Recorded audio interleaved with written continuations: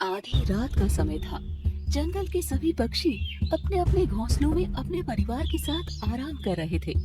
उसी समय एक भूतिया चिड़िया जंगल में भूख से बिलबिला रही थी। भूख के मारे मेरी हालत खराब हुई जा रही है। न जाने आज जंगल के सारे पक्षी कहाँ मर गए। बस 3 ही पक्षियों को खा पाई हूँ। कोई दिखाई ही नहीं पड़ रहा है। ऐसे ही चलता रहा तो मुझ में शिकार करने जितनी ताकत भी नहीं बचेगी। तभी उसके सामने से आता हुआ पिंटू मोर दिखाई पड़ता है। ये हुई ना बात। इस मोर को देखकर तो मेरे मुंह में पानी ही आ गया है। तभी अपनी धुन में उड़ते पिंटू मोर के सामने भूतिया चिड़िया आ जाती है। अरे राम राम राम, आधी रात में मैंने क्या देख लिया। अरे ये चुड़ैल चिड़िया कहाँ से मुझसे टकरा गई।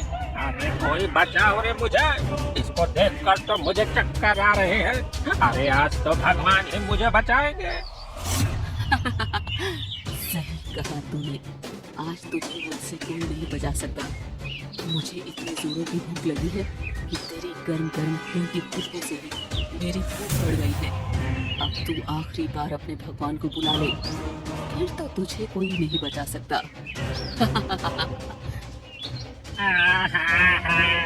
अरे मुझे छोड़ दो, जाने दो मुझे, मेरी जान बख्श दो। अरे देखो मुझे खाकर तुम्हें क्या मिलेगा, मेरे परिवार के बारे में सोचो। अगर मैं सबको छोड़ दूंगी तो मेरी भूख का क्या होगा, बोलो। भूख के मारे मेरा हाल पहले से ही बहुत बुरा है। अगर मैं तेरे परिवार के बारे में सोचूंगी तो मेरी भूख से चटकती आंतों के बारे में कौन सोचेगा। चल अब बहुत हो गया, अब तू मरने के लिए तैयार हो जा। इतना कहकर वो भूतिया चिड़िया पिंटू मोर की गर्दन मुड़ोकर पहले उसका खून पीती है और बाद में उसके शरीर को भी चट कर जाती है। कुछ देर बाद आज रात में ही 4 पक्षियों को खा चुकी हूँ, लेकिन ये भूख तो कम होने का नाम ही नहीं ले रही है। सुबह होते ही मेरी शक्तियाँ और भी कम हो जाएंगी। उसके बाद तो मुझे भोजन के लिए अगली रात का इंतजार करना पड़ेगा। इतनी रात गए, भूतिया चिड़िया के रोने की भयानक आवाज सुनकर तीनी चिड़िया की नींद टूट जाती है। हे भगवान, इतनी रात गए किस पक्षी की आवाज गूंज रही है। मुझे तो ये किसी प्रेत आत्मा की आवाज लगती है। बाप रे बाप, कहीं हमारे जंगल पर किसी भूत प्रेत का साया तो नहीं पड़ गया। इस तरह वो भूतिया चिड़िया जितना भी शिकार करती उसकी भूख तो बढ़ती ही जाती थी। अब हर रोज जंगल में पक्षियों के खून से सने हड्डियां और पंख मिलने लगे थे। अब तो मुझसे इंतजार ही नहीं हो रहा है। इस जंगल के सारे पक्षी इतने सावधान हो गए कि अब तो रात में कोई घर से बाहर ही नहीं निकल रहा है। अगर आज भी कोई शिकार मुझे नहीं मिला तो मेरा क्या होगा। अब मैं जंगल में भूखी प्यासी बैठकर और इंतजार नहीं कर सकती। इतना कहकर वो भूतिया चिड़िया उसमें घुस जाती है। अंदर ढोलू टोली का पूरा परिवार आराम से बिस्तर पर सोया हुआ था। ये पक्षी यहाँ अपने घोंसलों में मजे से खा पीकर सो रहे हैं और वहाँ भूख से मेरी आत्मा सूखी जा रही है। अब तो मैं घोंसलों में घुसकर ही शिकार किया करूंगी। इतना कहकर वो भूतिया चिड़िया भयानक हंसी में हंसने लगती है। भूतिया चिड़िया के हंसने की आवाज सुनकर ढोलू टूटे की नींद टूट जाती है। मैं तो अपने घोंसले का दरवाजा बंद करके सोया था। ये भूतिया चिड़िया कहाँ से मेरे घर के अंदर घुस गई। अरे निकलो मेरे घर से बाहर, जाओ यहाँ से। तुम पक्षी इन्हीं घोंसलों में छिपे रहोगे तो मैं तो भूखी ही मर जाऊंगी। अब तो मैं घर में घुसकर ही अपना शिकार करूंगी। आज तेरी बारी है। अब मैं तुझे नहीं छोड़ूंगी। ढोलू तोते, आज तेरे पूरे परिवार को खाकर अपनी भूख मिटाऊंगी। वो भूतिया चिड़िया, ढोलू तोता, उसकी पत्नी और बेटे तीनों को बारी बारी से खून चूसकर खा जाती है और फिर वहाँ से गायब हो जाती है। रोज रोज होती इन भयानक घटनाओं को देखते हुए सारे पक्षी जंगल में एक जगह इकट्ठे हो जाते हैं। पक्षियों, न जाने कौन से दुष्ट भूतिया चिड़िया हमारे जंगल में आ गई है कि हर रोज इतने पक्षियों के शव मिल रहे हैं। अरे अब तो शाम होने के बाद घर से निकलने में भी डर लगने लगा है।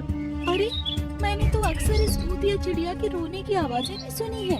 पहले तो ये पक्षियों को खा जाती है और फिर देर रात तक भयानक आवाज में रोती रहती है। मेरा तो डर के मारे बहुत ही बुरा हाल है। अगर ऐसे ही चलता रहा तो मैं तो अपने साथ इस जंगल को छोड़कर ही चली जाऊंगी। अरे अभी तक तो बाहर निकलने पर ही ये भूतिया चिड़िया हमला करती थी, लेकिन अब तो ये घरों में घुसकर भी पक्षियों को मार रही है। अरे ऐसा ही चलता रहा ना तो हम में से कोई भी नहीं बचेगा। सभी पक्षियों की बात सुनकर पक्षी गुरु भूतनाथ उल्लू गंभीर हो जाते हैं। पक्षियों, शायद मुझे पता है कि ये भूतिया चिड़िया कौन है और कहां से आई है, और अगर मेरा अंदाजा सही है तो इसको यहाँ से भेजने का तरीका भी मेरे ही पास है। गुरुजी भूतनाथ उल्लू की बात सुनकर सारे पक्षी सावधानी से उनकी बात सुनने लगते हैं। बताइए ना गुरुजी, हम सब भी जानना चाहते हैं कि आखिर ये खतरनाक भूतिया चिड़िया है कौन? कुछ समय पहले की बात है। बड़ी पूर्णिमा के दिन मुझे एक वृद्ध चिड़िया ने पूजा अनुष्ठान और भोजन के लिए आमंत्रित किया था। देख टुनटुन बेटा, आज बड़ी पूर्णिमा है। मैंने जंगल के पक्षी गुरु को पूजा और भोजन के लिए निमंत्रण दिया है। तू जल्दी जल्दी शाम से पहले सारे पकवान और मिठाइयाँ बनाकर तैयार कर ले। फिर गुरुजी आकर पूजा करेंगे और भोजन का भोग लगाएंगे। तब तक कोई भी भोजन झूठा नहीं होना चाहिए। देख टुनटुनी, साफ सफाई का तुझे विशेष ध्यान रखना है। किसी भी हाल में गुरुजी को नाराज नहीं करना है। आप बिल्कुल भी फिक्र ना करें माँ जी, मैं सब काम अच्छे से सफाई का ध्यान रखते हुए ही करूंगी। उसके बाद टुनटुनी चिड़िया भोजन बनाने लगती है। पूरा दिन वो पूजा के लिए भोजन बनाती रहती है। इसी तरह से शाम हो जाती है। अब तो रात होने को आई है माँ जी, गुरुजी तो अभी तक नहीं आए। मेरा तो भूख प्यास से सर चकरा रहा है। कितनी देर तक इंतजार करना पड़ेगा? अरे बहू, जा चुपचाप जाकर पूजा की तैयारी कर। थोड़ी देर भूख बर्दाश्त नहीं हो रही है तुझसे? थोड़ी देर इंतजार करने के बाद भी जब गुरुजी नहीं आते हैं तो टुनटुनी चिड़िया चुपचाप थोड़ा सा खाना निकाल कर खाने बैठ जाती है। इतने में गुरुजी वहाँ पहुँच जाते हैं। पाप, घोर पाप, अनर्थ कर दिया तूने दुष्ट चिड़िया। भोजन से पहले ही प्रसाद को खाकर झूठा कर दिया। अब तुझे इसका दंड भुगतना ही पड़ेगा। इतना कहकर पक्षी गुरु टुनटुनी चिड़िया की थाली उठाकर दूर फेंक देते हैं। जा दुष्ट चिड़िया, आज मैं तुझे श्राप देता हूँ कि भगवान के प्रसाद को झूठा करके तूने जैसा पिशाचों वाला कार्य किया है, तू उसी तरह भूतिया चिड़िया बनकर जंगल में भटकेगी। तू चाहे जितना भी खाए, तेरी भूख कभी शांत नहीं होगी, हमेशा बढ़ती ही जाएगी। इतना कहकर गुरुजी पवित्र जल लेकर उसके ऊपर छिड़क देते हैं, जिससे टुनटुनी चिड़िया की मौत हो जाती है और वो एक भूतिया चिड़िया बनकर जंगल में भटकने लगती हैं। आप ये क्या कह रहे हैं गुरुजी? इसका मतलब आपने ही इस भूतिया चिड़िया को श्राप दिया है, जिसके कारण वो पक्षियों को खाती जा रही है। मुझे माफ कर दो पक्षियों, क्रोध में मैंने बहुत गलत बात मुंह से निकाल दी है, लेकिन इसका एक उपाय भी है मेरे पास। कुछ भी करके आप हमें इस भूतिया चिड़िया से मुक्ति दिलाइए गुरुजी। देखो पक्षियों, अपने आखिरी समय में ये चिड़िया भूखी प्यासी थी और गुस्से में इस टुनटुनी के परिवार वालों ने इसका अंतिम संस्कार भी नहीं किया था। अब हमें इसका अंतिम संस्कार करना होगा और इसके पसंद का सारा भोजन बनाकर इसे भोजन कराना होगा, ताकि इसकी आत्मा को शांति मिल सके। आज इतने सारे पक्षी एक साथ, आज मैं सबको खा जाऊंगी। देख टुनटुनी, बहुत हुआ, अब तू ये भोजन खाकर इस प्रेत योनि से मुक्त हो जा। मेरा क्रोध भी शांत हो गया है, तू भी अब गुस्सा छोड़कर यहाँ से चली जा। गुरुजी भूतिया चिड़िया पर पवित्र जल डालते हैं, जिसके बाद वो शांत होकर भोजन करने लगती है और संतुष्ट होकर हमेशा के लिए वहाँ से चली जाती है।